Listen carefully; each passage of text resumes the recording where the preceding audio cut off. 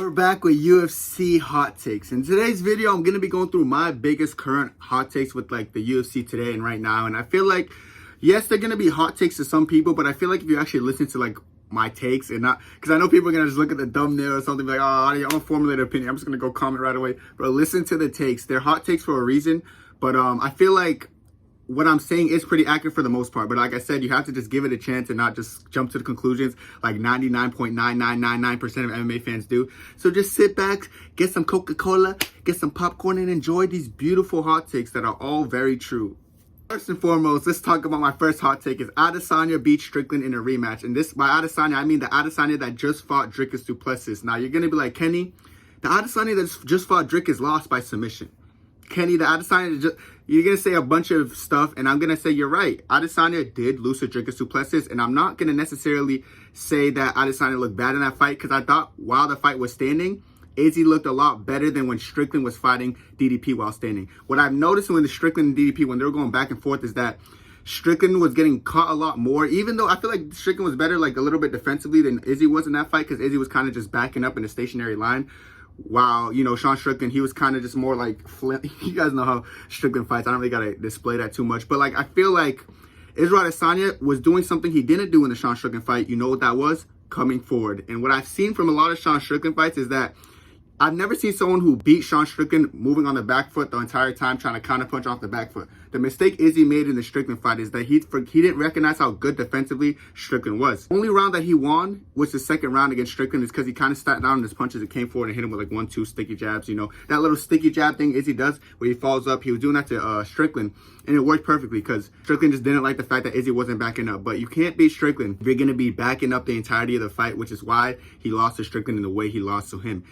However, in the DDP fight, he made the adjustment at DDP. He was coming forward, body, head. Like, he was mixing up his targets. He was body kicking him very well. He was using his boxing. His boxing improved significantly is my point. Like, I remember after the Strickland fight, he went to Mexico and improved his boxing. And I could see the improvement there because his boxing never looked so good. And he was coming forward. This is the big thing I'm trying to get at. He was coming forward. Izzy coming forward would give Strickland so much more problems. I feel like the Izzy that fought DDP, if he was coming forward against Strickland, it would be it's a more easy night. Look at anyone who fought Strickland with forward pressure. Look at Kamaru Usman at 170, how he destroyed him with forward pressure. Look at Dos Santos when he came in forward, that spinning heel kick slept him, dude. Santiago, forward pressure, beat him. You got people like Jared Cannonier coming with forward pressure, beat Sean Strickland. It's not that Jared Cannonier is some kind of elite, pristine, the greatest striker of all time. He beat Strickland just because he had forward pressure. It's not that. And then DDP, of course, we saw how that goofy pressure he has that we were making fun of, but it worked against Izzy too, for the most, a little bit, not really, but yeah, it's just the forward pressure that gets to Strickland. So the Izzy that fought DDP, he had more forward pressure than Strickland had against DDP. DDP had more, like, was advancing on Strickland more throughout the fight, while Izzy was advancing more against DDP in their fight. So I feel like Izzy learned that, like, yeah, I can't be too reliant on the back foot against some of these fighters. It'll work against Mara Victoria. It'll work against Jared Cannonier. It'll work against some fighters, but there's a certain type of fighters where you have to be first for you to win. And I feel like DDP and Strickland are both of those guys. Just to end off the point, I know DDP beat him by submission, but like I said, a lot of, like, people said Izzy looked slow because DDP was weighing in on him with a heavy wrestling approach. He just came forward, just laying on him. Izzy was crawling to the fence. So Izzy was getting wrestled by DDP, which made his arms a lot heavier. I just don't think Strickland has that wrestling ability. I don't think Strickland's the type to mix it in. Strickland fights the same every fight. He doesn't make any adjustments. Izzy's going to make the adjustments in the rematch, and this is going to cause Izzy to win the fight. This is a hot take, I guess. This is going to be a hot take because people just don't like Izzy. I get it. But, like, I feel like since Strickland fights the same, it's not like Strickland's going to go into Izzy with a different game plan. Look at any Strickland fight. He's fought the same in every single fight, which is why he loses to people like Cannonier, but will beat people like Izzy because Izzy was on the back foot. But I feel like Izzy knows that this time, yeah, I can't be relying on the back foot counterpunching. He's going to make the adjustment while Strickland comes in the same he comes in every single fight, which is why I think Izzy would beat Strickland in a rematch. And I know it's going to be a hot take, like I said, because everyone hates Izzy, but I feel like after listening to this, you're like, wait, I ain't gonna lie, you're kind of right, but still I'm going to hate on it because you're Kenny and I don't like Izzy. I get it. But that's my first hot take, and we're going to leave it at that. Second hot take is Jones versus Stipe is competitive. And now let me clear up something before I even get into this hot take. This fight shouldn't happen. This fight shouldn't happen. It should be Aspinall versus Jones. Now that I clear that up, Jones versus Stipe could be competitive. And when I say this, I look at, like, I remember I'm thinking, like, what's Jones, like, Jones' last fight against Gane, he had no wrestling defense, which is, like, a given. Okay, that kind of pissed me off. Cool. Francis Ngannou knocked out Stipe his last fight, but I also think Francis Ngannou just hits a lot harder than Jones. That's another thing. So now I'm thinking, like, yes, Stipe's out of his prime. Don't get it confused. Stipe is definitely out of his prime. Like, bro's like 41, like an older guy.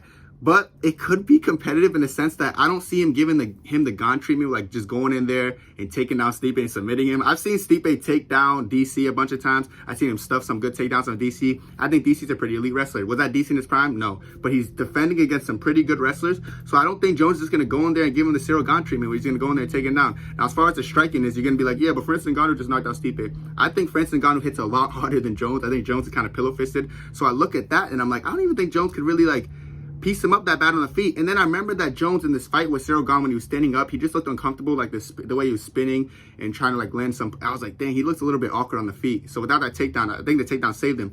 That in addition to the fact that Stipe kind of just has good boxing, I started to think about the fight like, yeah, I don't really want to see this fight, but this fight could be competitive. And like it'd be pretty embarrassing if Jones loses, but yeah, I just feel like this fight's gonna be competitive, like more competitive than like some of us think.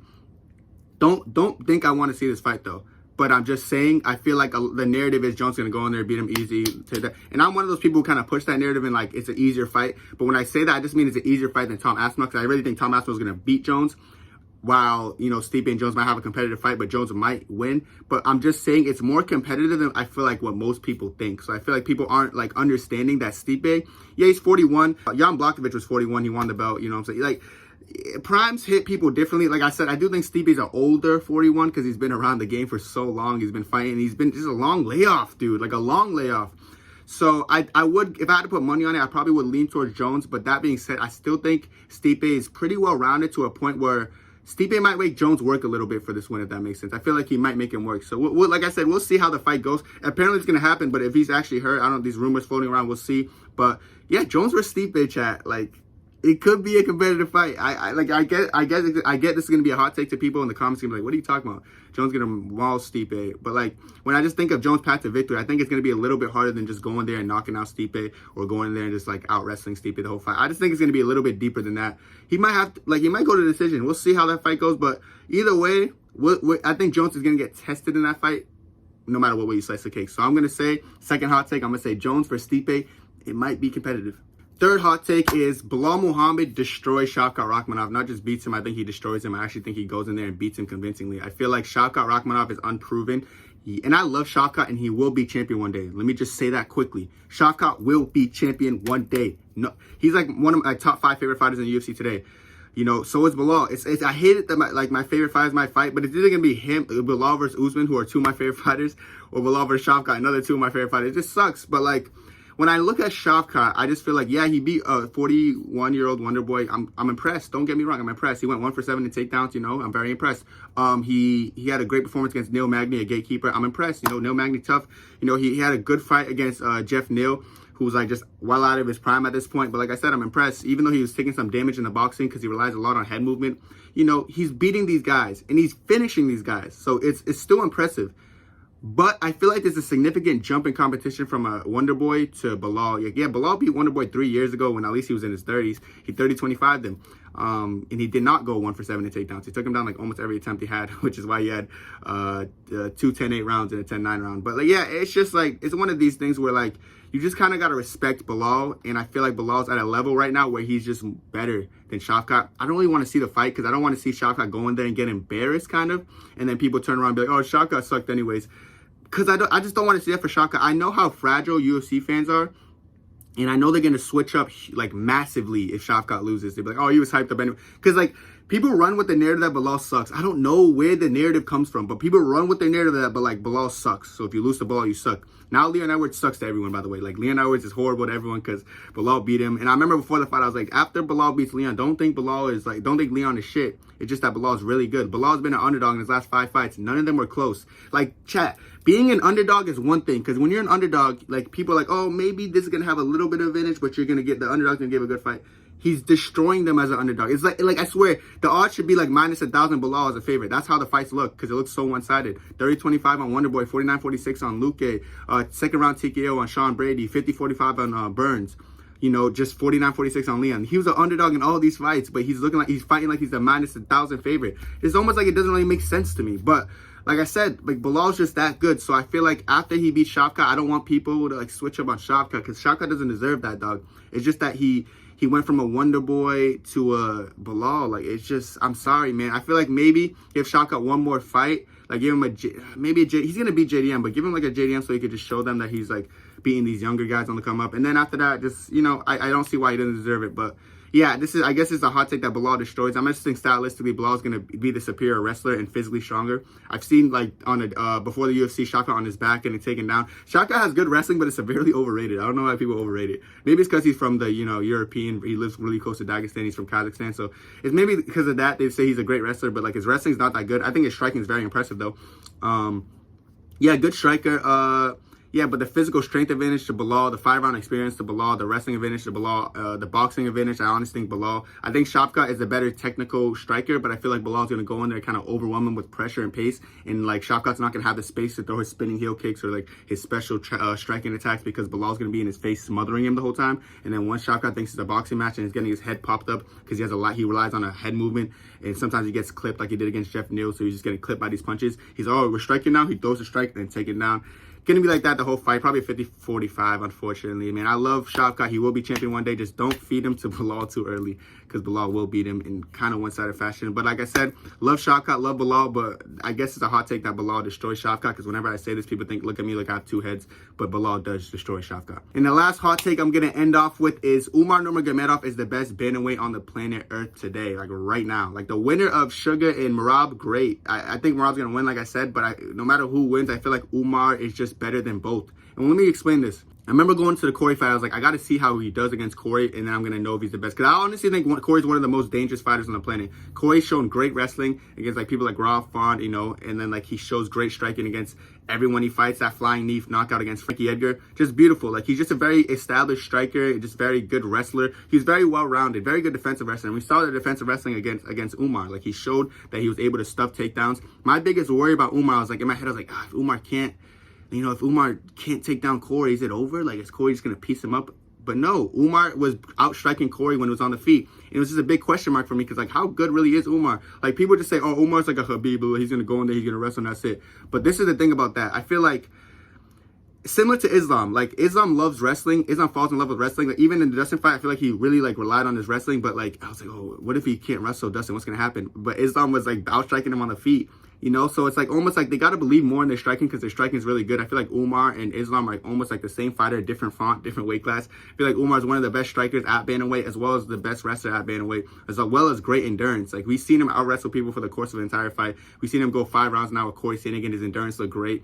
So now I'm thinking like if Sean O'Malley wins, cool. He could strike with Sean O'Malley to how long he wants. People are going to be like, oh, Sean O'Malley's a better striker than Corey. That's not what they're saying before that fight. It's just that Corey now got outstruck by Umar, so they might say, oh, Corey sucks at striking anyways. But the truth of the matter is Corey was one of the best strikers before that fight. He still is one of the best strikers. Umar's just a good striker too. So now if Sugar beats Merab, I could see Umar and Sugar having a competitive striking match, and when Sugar thinks it's a striking match, he gets wrestled. And then if Merab wins, you guys might be like, oh, I think Merab's a better wrestler. Merab's completion rate on his takedowns are so bad. Like, he shot like 50 takedowns on Peter Yan, only landed 10, 11. So, like, it's like, dog, what makes Merab good is his endurance to keep wrestling as the fight, continues to progress.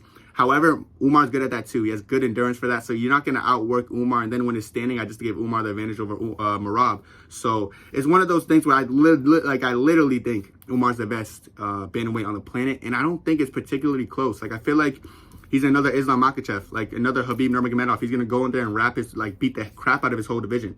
So I feel like everyone should start respecting Umar now, because once he's champion, like, I know people are going to cry, like MMA Guru, all these other guys who just hate the Dagestani fighters. Sorry that, like, you guys hate the Muslims and stuff, but they're going to continue to progress, especially Umar Nurmagomedov. So like I said, get ready, because Umar is the future, and the future is now. All right, bro, those are my hot takes. Let me know what y'all think down below. I know most of these hot takes were kind of like, I feel like people are going to understand after listening to it, but beforehand, they're going to be like, what? But yeah, I feel like they kind of get it after this. But that's it for me, though, and God bless. 2, 3.